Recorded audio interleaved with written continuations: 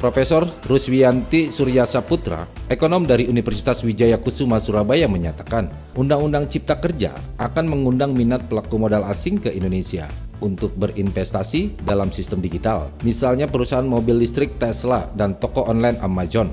Investor asing seperti Tesla tentu saja tidak hanya menyuntikkan modal usaha, namun mengajarkan etos kerja yang baik.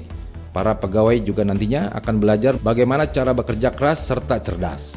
Undang-Undang Cipta Kerja patut diperjuangkan karena undang-undang ini menawarkan salah satu kemudahan dengan adanya fitur OSS. Pelaku usaha bisa memproses perizinan secara digital dan lebih mudah.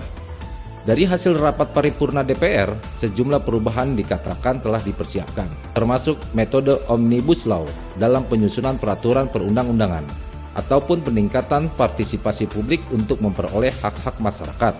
Setelah Undang-Undang P3 itu selesai dibahas, pemerintah akan melanjutkan revisi Undang-Undang Cipta yang disebut sebagai amanat dari amar putusan MK pada akhir tahun lalu. Survei yang dilakukan oleh Standard Charter pada Maret 2021 menunjukkan bahwa perusahaan Amerika Serikat dan Eropa telah menempatkan Indonesia di peringkat keempat se-ASEAN sebagai negara favorit dalam hal peluang membangun atau memperluas sumber daya.